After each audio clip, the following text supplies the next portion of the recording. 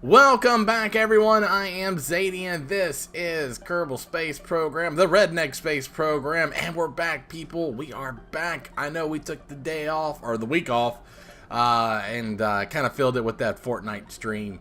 Yeah, I'm adjusting to a new position at work, and it's a little different. I'm actually recording. I'm having to change my recording schedule. Usually I just record it on Tuesday or Wednesday, uploaded on Thursday, but I actually work on Tuesdays and Wednesdays now, and I'm off on Saturday and Sunday, so I have to change my recording schedule around. There's going to be a little finagling going on here. Hopefully I'll be able to figure this out. I still plan on uploading on Thursdays, so yeah, expect more KSP coming soon, but yeah, sorry about missing last week. Just scheduling conflict. I apologize. Hopefully you guys will forgive me. But I'm sure you guys are sitting here watching this going, what the hell is going on? Well, today, people, we are doing something fantastic. We're doing something that I've wanted to do for quite some time now. Something that I've dreamed of. And that is, as I look over my shoulder because I keep hearing bumps in my headset, it is actually the game. Paranoia. Today we're building our first space station. Yeah, that's right. We're actually going to have a space station above Kerbal. So that's what we're doing here. I'm messing around with a couple of the mods that I have. It's got these little modular things that you can put science on there and team it up with the maybe some resources, a little bit of this, a little bit of that. I don't have a lot of it. A lot of that stuff unlocked, so yeah, we're just gonna start cramming stuff into these little cargo bays, and like the material bay and the goo and all the atmospheric stuff and the barometer and the the impact thing. That's another thing too. So we're just gonna cram it all into this little cubby hole here, and it'll be fine. We'll be able to get science from space around Kerbal once we staff this thing, but we do have to staff it first, and that's something that's not going to happen today. Today we're just getting it up there. We're going to send it up as a drone and put it into space. Better safe than sorry. When you're dealing with loads that are pretty heavy like this, it's just best to just send the damn drone up there. If anything happens, it's a drone, so who gives a crap? We're also going to fit this thing with some heat shields, or heat radiators, and I don't know what they particularly do at this point, but yeah, we're going to put them on there just in case we need to radiate some heat. We're also going to add a docking port for maybe the possibility of further expansion. After we put the drone body on there, of course. I need to start using part clipping a little bit more. That way you don't have... That way things look a little bit better if you use part clipping. And it's something that I haven't really utilized as of yet. But I do plan on doing it.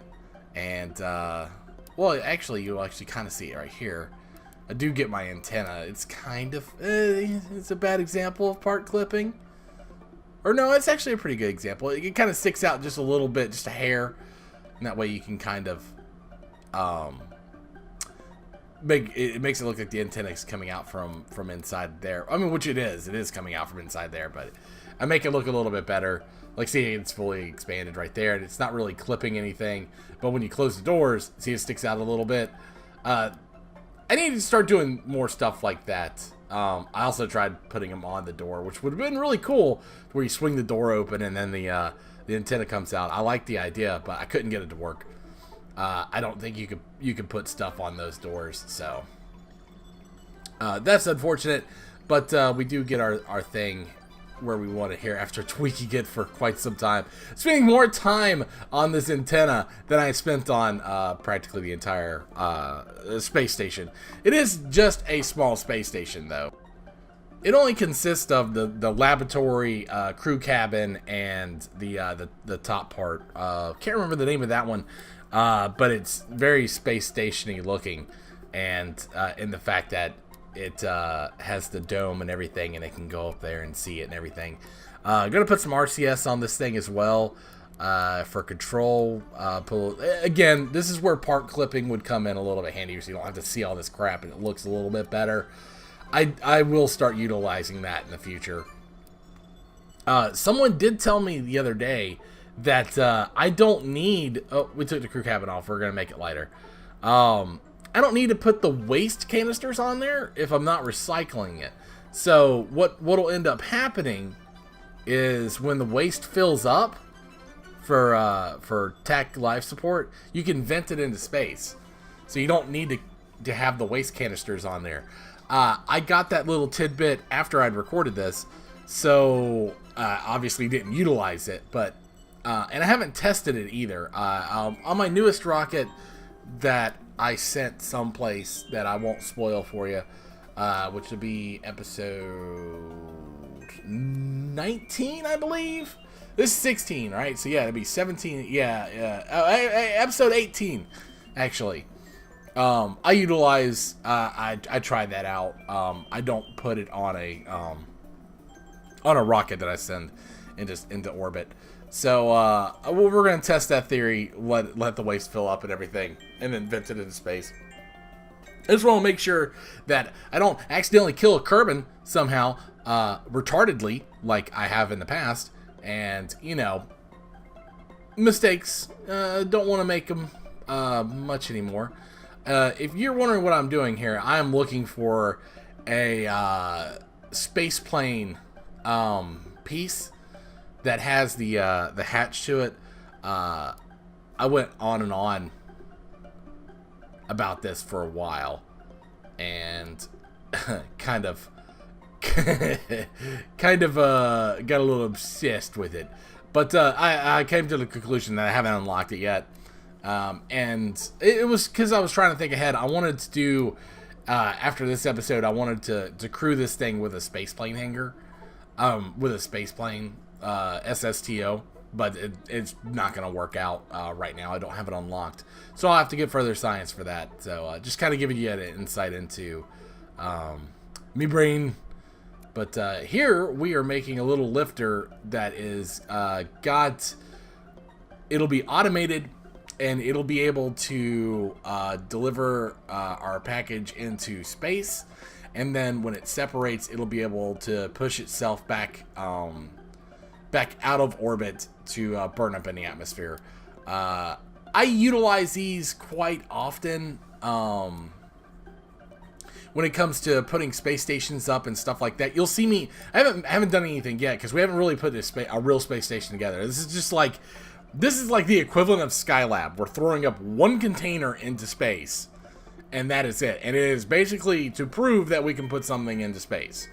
So I don't know how much science we're even gonna get out of the damn thing, but it's kind of like I want a space station. I can't build anything fancy yet, so we're just gonna have to do with this for right now, basically. So we're just building this lifter, and it'll be something that we utilize further in the future to bring packages into space.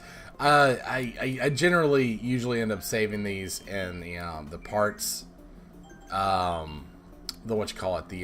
pre-assembled parts. That way I can just pull it and put it on the bottom of whatever I'm building, minus the because I don't think it'll let you do it with the drone piece on top. Sorry, I just woke up, guys, and my schedule's all sorts of screwed up. So my voice sounds a little froggy, or I sound a little out of it. That's because I am. But I am exploring different ways to boost this thing over. But yeah, we're gonna name this the Farside Jake Mark 1.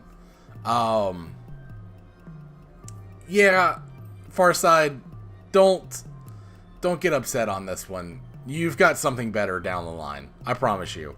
It's way better. Way better. So just don't if you don't like this little setup, don't be offended. I promise you. Wait till next episode. You'll be a lot happier. It's either next episode or episode after that. Anyways, yeah, and continue in a long line of trying to continue to. I even named it Skylab because I'm original. Yeah, in a long line of things, I'm trying to name rockets and stuff after my subscribers and my viewers and people who comment all the time. Which, if you want to do, go ahead and just leave a comment down in the comment section below.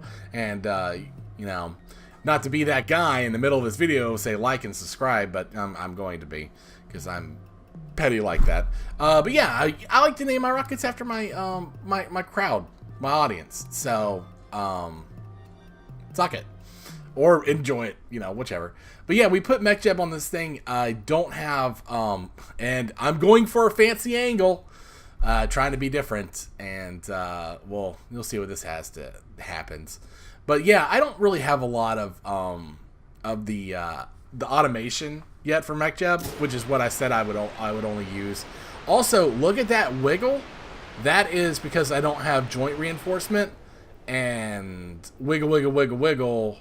Yeah, things didn't work out like I kind of thought they would.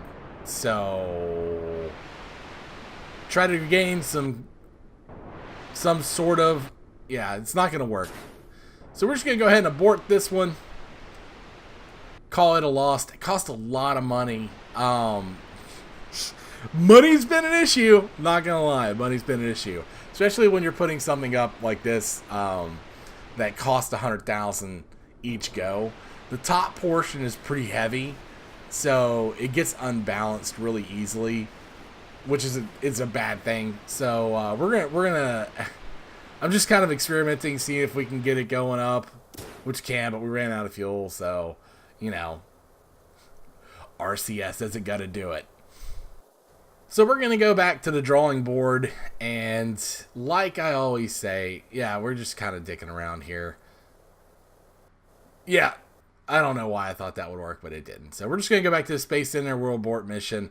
Go back to the drawing board, and like I always say, if it doesn't work the first time, add fins. So add more struts and add fins. Yeah, not having Kerbal joint reinforcement is kind of sucking right now. I do install that mod later. After this episode, I install it. But we're gonna add a couple more struts. We're gonna add a couple more fins. Because, you know, that'll work, right? Put a couple fins on it. Surely that's gonna fix it. 2 fins. I put 2 fins on it. This thing cost $113,000 to launch. That was the first blunder, so that was $113,000 down the drain. This is the second launch. And if you hear something chomping in the background, that is my dog going ham on food. I apologize for that, but she was hungry, and I had to feed her. Anyways, this is our second launch, and we're going to try and make this one into orbit, and it is a little bit more stable, as you can tell. There is still some wobble, and that Kerbal joint reinforcement is... Look at that wobble. That is not good. Yeah. You gotta try and keep it in the center of that circle there, and with that kind of wobble, it can knock you out of it. And if it knocks you out of it, you could lose control of your rocket, which it just knocked us out of it, and we've lost control of our rocket. So now I'm frantically pushing to the right, and yeah. You can see how well that worked out, didn't you? So, that is, in fact, going to be more money wasted. There's no way to recover this thing. It's just going to spin around all wonky donkey. And, yeah, it's done. We're just going to watch it fall back to, actually try and save the rocket from stopping it from... Look at that. Look at that wobble. Yeah, kids...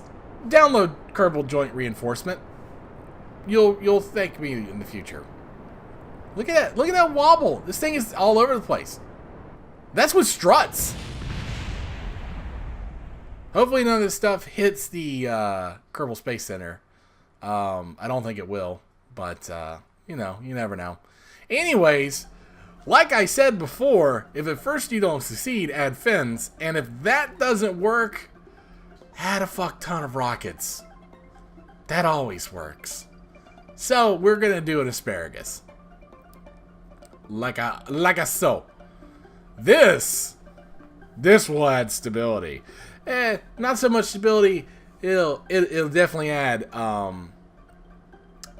do you say fuck ton of delta V, and we're just gonna go straight up and not worry about fuel efficiency. So our $100,000 rocket has now turned into a $200,000 rocket. We've lost 2 of them, and we're hoping not to lose the 3rd one, because this thing is expensive. And as you can see, my resources are dwindling quickly to put a space station in orbit that I don't have a mission for, that I'm not going to get any money from, but we're doing it. This is just one of those things where I just want to do it. So we're going to put a $200,000 damn... Oh, this was a stupid idea. Why did I do this? I didn't care. I just wanted to put the space station. I just wanted a space station. So yeah, look at that wobble. Wobble, wobble, wobble. Anyways, if at first you don't succeed, add a fuck ton of rockets, and you'll make it into orbit because, well, you've got so much thrust that you're fine. We're going straight up until we get to about our height that we want to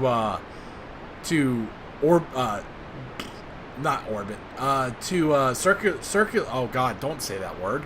Round out our orbit.